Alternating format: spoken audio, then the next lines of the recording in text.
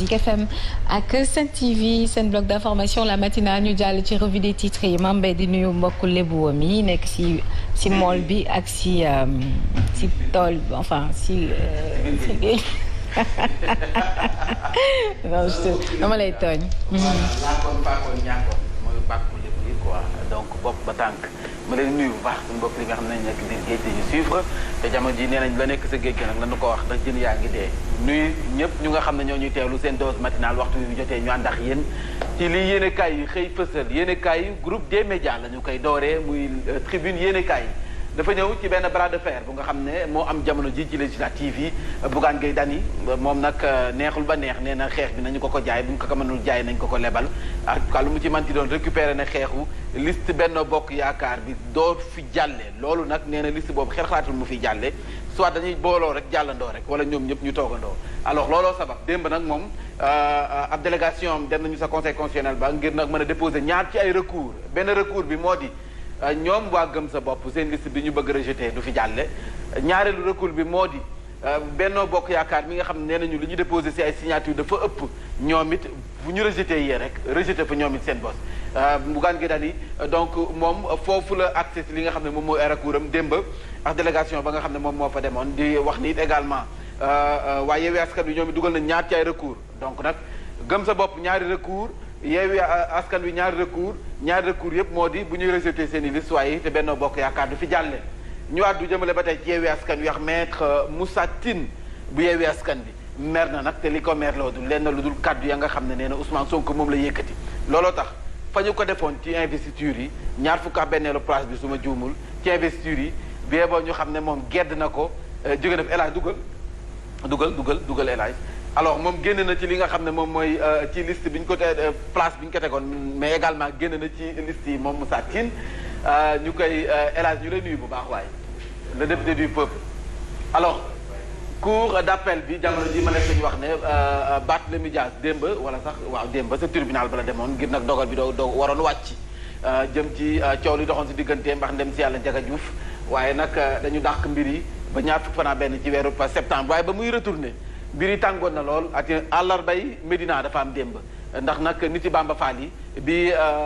nit yi Ousmane Sonko yeex Barthélémy Dias yi doon jaar foofu dañu leen mukk doo leen fi jaar wala nag doo leen fi wàcc xeex ba tàngoon na lool xeer yi jolli ba nit yi baxti yeex Ousmane Sonko yi mujje replier daal di dellu ginnaaw xeex ba tàngoon na lool nag démb moom xeer loo ko doon jaayee Médina ñu jëndal la ko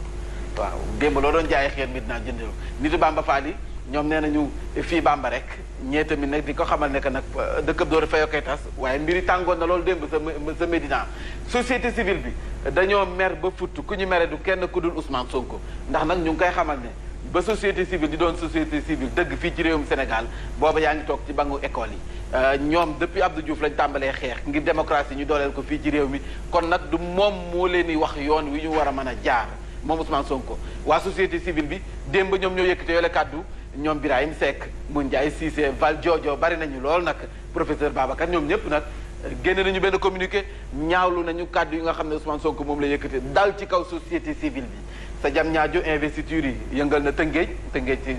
jam ñaajo fa la bokk ndax Mamadou Moulaye Gueye maire bu jam ñaajo ay nitam nee nañu faw ñu dugal ko ci liste yi faw ñu investir ko bon nee nañu faw ñu investir ko nag Mamadou Moulaye Gueye maire bu jam ñaajo en tout cas xëj na information yi ñu am ñu ngi tête de liste bi Ndiagne Diop la départemental ñi ngi naan Diary Diène wala Yonni Thiam wala ko mu ci manti doon en tout cas nit yi Yonni Thiam yi am nañu commencé woote nee nañu seen jigéen te mu dugg moom moo boo nekkoon candidat ci moom rek moo nekkoon jigéen nekk candidat ci li nga xam ne moom mooy man mi kenn dugaluma ci benn liste bu tax waa Corée sanctionné ti ba li ñu ma sanctionné damay laajte rek de investir ñu ma campagne ma battre ma campagne def ma dara fu mu nekk sama liggéey laay def ma kenn yàqal. da ngaa bokkoon moo tax kenn ku la dugal. kenn investir bu maa ngi Corée kenn investir bu voilà day wala su ko liggéey Birahim moom ko xool si liste yi gis ko pression bi nag jamono ji pataas bu tàng bi mi ngi ci loxoy juróom-ñaari sages yi nga xam ne ñoo nekk ci conseil constitutionnel ba ñoom ñi nga xam ne recours yi ñoom lañ ko jox recours waa Yewwi Askan Wi ñaar la ñu pekkete jox leen ko recours waa Gëm Sa Bopp ñaar la ñu pekkete jox leen ko kon nag ñoom la ñëpp xippi seen i gët ci xool ani ñoom ban décision la ñuy jël wala la ban xalaat la ñuy am li yoon wax dong la ñu def ci ñaari recours yi li yoon wax dong la ñuy def jeex na en tout cas ñoom nee nañu Bougane Gueye Dany ak Yewwi Askan Wi nee nañu Benno Bokk Yaakaar pour ñu rejeté liste yi Benno Bokk Yaakaar ndax nag ñoom dañoo ëppale ba noppi seen liste parrainage yi nga xam ne ak lii nga xam ne moom la ñu wax respecté ñu parité bi pour Yewwi ñee seen i signature lañ leen calé nee nañ yooyu yëpp dugal nañ recours yi nañ leen bàyyi ñu jàll ci li nga xam ne mooy élection yi yéenekaay bi foofu la ñëw di Walf Quotidien ñu jàll ci le témoin délibéré bi nga xam ne nag mujj nañu ko dàq affaire Ndiaga Diouf Barthélémy Dias 21 septembre le pënd ba du wëri ñu xam ndax Bart la nga xam ne nag moom la procureur sàkk juróomi at dañu koy teg ci kawam am déet Déthié Fall après avoir déposé un recours moom nag conseil constitutionnel ba nee na nag li mu yaakaar yëpp moo di droit bi buñ ko waxee bu fekkee wax nañu wàllum droit dëgg rek Yewwi Askan Wi dina bokk ci li nga xam ne moom mooy jongante yi foofu la génne ñu ñëw ba tey ci affaire professeur Cheikh Amadou li nga xam ne moom mooy ay mbàkke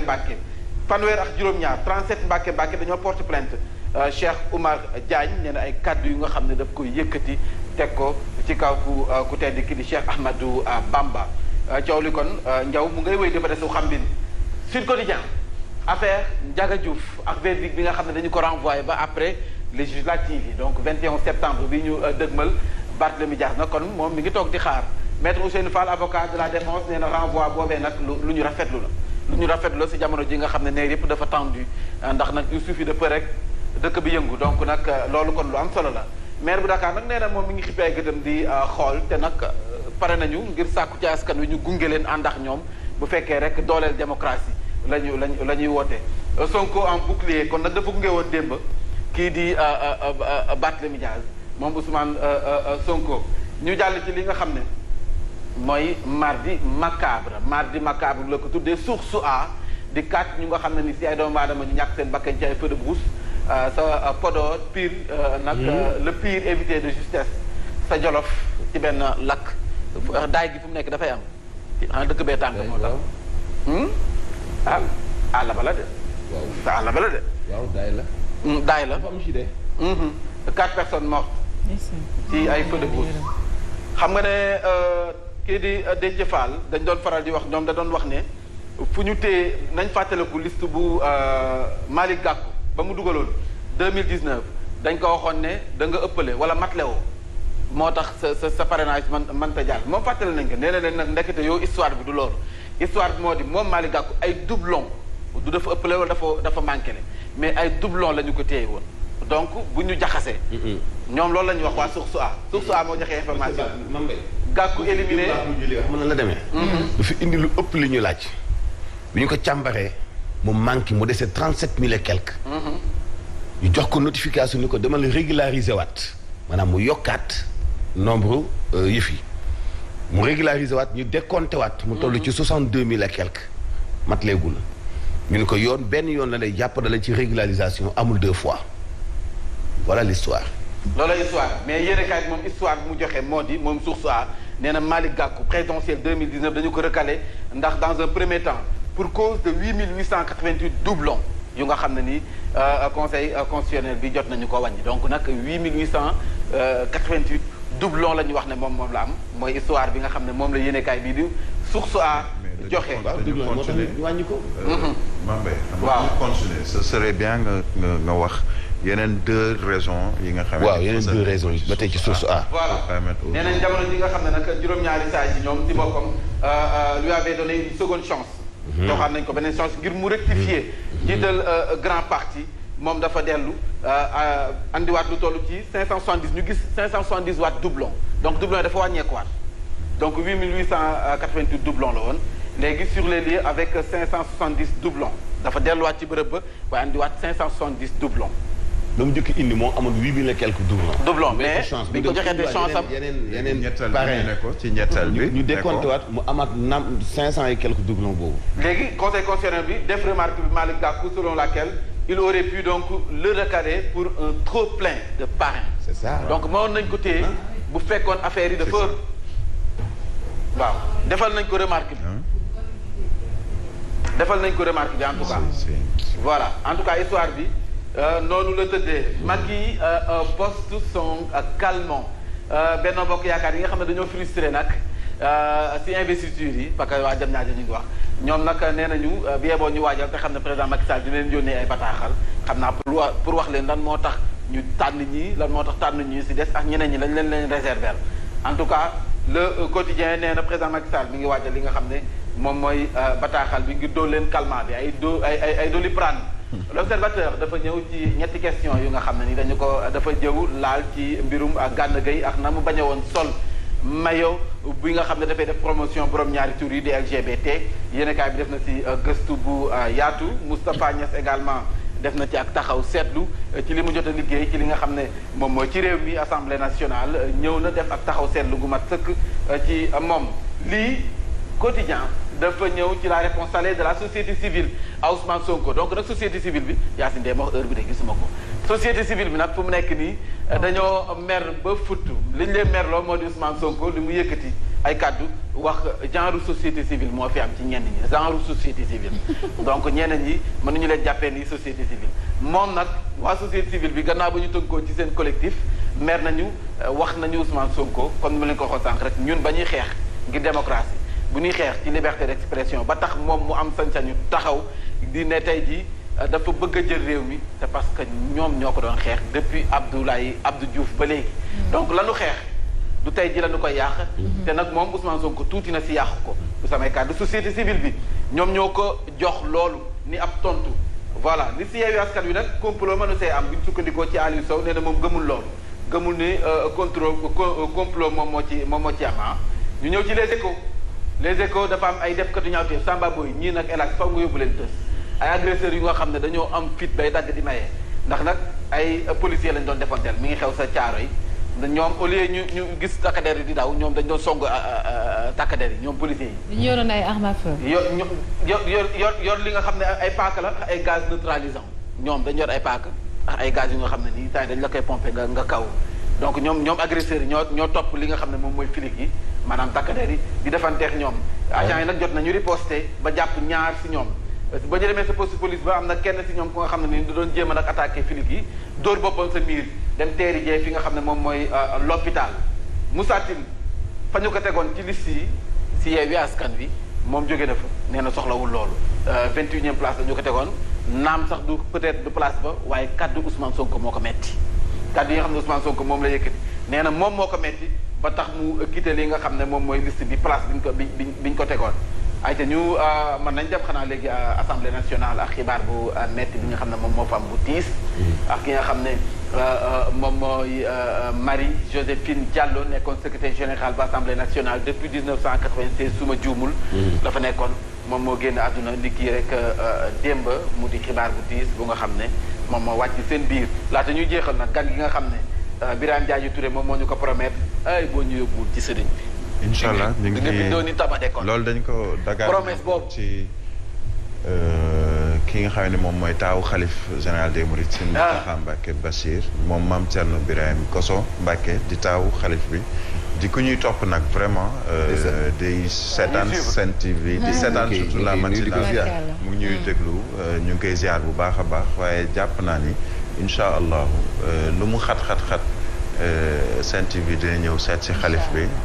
ci ay taalibe lañu. Sen TV particulièrement. matinal bi man moo ma tax man matinal laa mën a engagé. ñun waa matinal ma engagé keneen ci. faw ñu jàkkaarloo xalif ci Sen TV. taalal ko suñuy loxo. incha allah ñaanal ñu donc waaw mu ngi ñaanal ñëpp nag moom loolu moom. muy loo xamee ne moom la ñu xam ci moom. mais en tout cas ngan gi xalif Mbàkke yu fay fii ci diwaanu Dakar dina ci def liggéey ñëpp ngi wàcc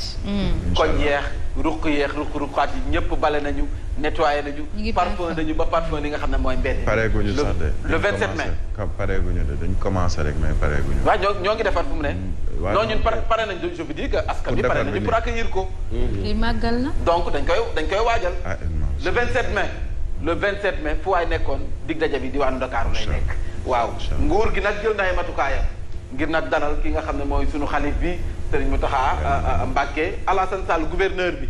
moom nee na wax fa dëgg neex yàlla li nga xam ne moo fi jotoon wees expérience lay doon kon nag ngan gu mucc ayib lay doon Mbacké yu fay représentant xalif bi su ma juumul nee na nag Dakar foofu sànn mbatt dina takk ndax nag lu mu gàtt-gàtt ñaari million ci ay doomu aadama taalibe murit jullit fii ci réewum Sénégal dinañ fi dikk nag fës kee ne ñëw dalal li nga xam ne moom mooy sunu xalif mais est-ce que yaa ngi gis image bi fi xalif bi di ñëw ci bi ñuy defar inauguré Massalikul Jinaan am na ñoo xamee ni autoroute à péage ba fa mu tàmbalee. dañu dox di ànd ak moom pour ñëw. di ñëw. fii ci Dakar bi muy dem tamit ñu gungee ko noonu ragal naa nit dina doxee Touba ànd ak moom di ñëw. nee naa bu bëggoon sax dëpp ñu ànd ak moom ca Touba. xanaa mu bañ ko bu bëggoon gars yi dañuy yëkkati oto bi ruuy du laal suuf. loolu moom du dara. ba Massalikul Jinaan teg ko. du dara si. li ko jar ak a jar. te xale bi da koo jar. jaral nañu xale boo nga xam ne nii lu Sénégalais yi woote moo si jiitu. daal lebal waa Sénégal lu toll noonu nag. je te jure lu Sénégalais yi woote. moo sa jiitu. manifestation moo jiitu. xaalis bi du ko fekkee kaddu yu rafet du ko fekkee voilà. wan leen yoon bi ne leen wàllum koom gi nii lañu war a doxale ak jubbu yàlla fi yàgg taan ak jubóo gi. médiation bi waaw surtout médiation. ñu koy jaajëfal. fay ñu ko de bu ñu yéene woon oto bi Touba ba Dakar. parce que ne ko dalal nag. taxul ñu fay ko. Aba Diatta nag may xamal ni il va y aller mais moom comme bokkul matinal. kan. non non Aba Diatta dafay ay borom ba pare. moom fay borom ba pare. na fay bor yi mu teg suñu kaw. ma yónnee kii naa ma day dem waaye moom fayagul ay borom. aywa merci beaucoup moom reetaan gi donc bëggoon nañu jaay waa Sénégal amuñu njëkk. mi ngi noonu boo xëyee yem ci reetaanam googu boo jar de. sa journée dafay neex. day génne xët-xët yi ci xol yi quoi. xool ko rek moom la ñu respecté. loolu te wér. aywa nañ jàll ci xibaar yi nag.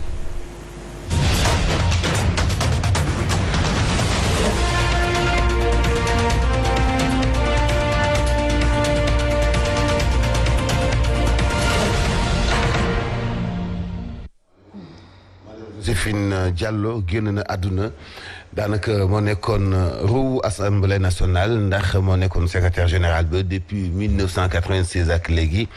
démb la wuy ju boromam di ngeen dégg kàddu yi seede Aymérou Gningue nekk président groupe parlementaire bu Benno Bokk Yaakaar. société civile ñaawlu nañu kàddu yi Ousmane Sonko ba ñu commencé liggéey amal njëriñ réew mi booba yaa ngay jàng xalaatoo sax di sos parti. doo ñu jox leçon te doo yëkkati gàddu yi ŋàññ yi bon jëmale ko ci suñu kaw ñuy noppi tegaat nañu ko ci àndam daañu dellu soit ci communiqué bu waa société civile. grande coalition gëm sa bopp fas yéene itam yóbbu conseil constitutionnel scalameek li tax ñu na saxal leen te Benno Bokk Yaakaar nar a jàll te ñoom itam def njom benn ndax dañu